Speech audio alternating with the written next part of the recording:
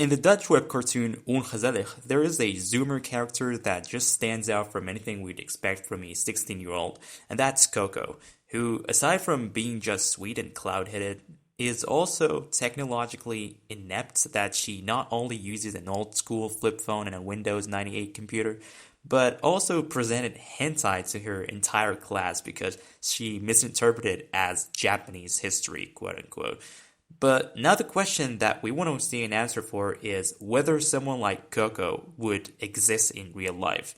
So we'll dive deeper into who Coco is, some real-world parallels to her, and finally see the big picture in that archetype, or whatever it's called.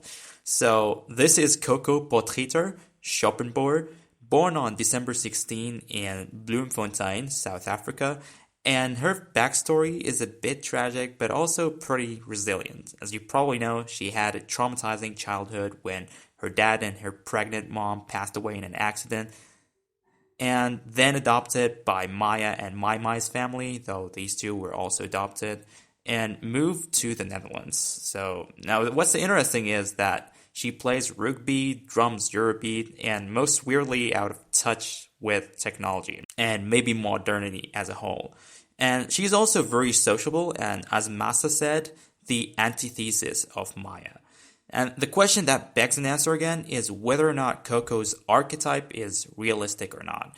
And well, there are some yes and no answers. Like research shows some gaps in digital literacy, especially in tasks beyond social media, where Zoomers might navigate TikTok and all that crap like pros, but will struggle with something as basic as finding files on computer or using spreadsheets. Those are probably the dumbest kinds of Zoomers who are like the iPad kids or whatever you want to call them. And there are also the minimalist people out there who choose old stuff, but obviously Coco is pretty much unaware of any of these things because she just doesn't need to know any of them. Remember again when she misunderstood tentacle hentai as Japanese history, which despite her delayed puberty doesn't make her as if she's totally clueless of adults content, because it's either made for comedy or she just took the clean first scenes of the hentai without having a clue of the rest anyway. And now this can come from her detachment from technology, which might self-stem from her past trauma and attachment to old stuff, as it seems. Remember, by the way, when that she grew up as a farm girl, quote-unquote, just before her parents and sister passed away when she was around 6 to 8 years old, even though she was born in Bloemfontein. But that was just her birthplace and not where she was raised in her early childhood. And as you know, she can get pretty terrifying when triggered sometimes, despite all of her sweetness, quote-unquote.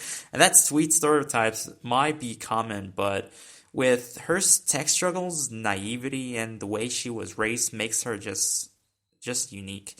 So, again, is Coco's archetype realistic? Maybe yes, because her tech struggles and interest and detachment are something we can find in certain people, but in other ways, she's just too humorous, or exaggerated, especially when it comes to like that hentai scene. It just doesn't make sense that she's not gonna understand anything and say what she did wrong. What? But I just made this video because of how based she seems, and I'm not really simping over her or anything. I actually still prefer Maya. But yeah, that's about it. Push.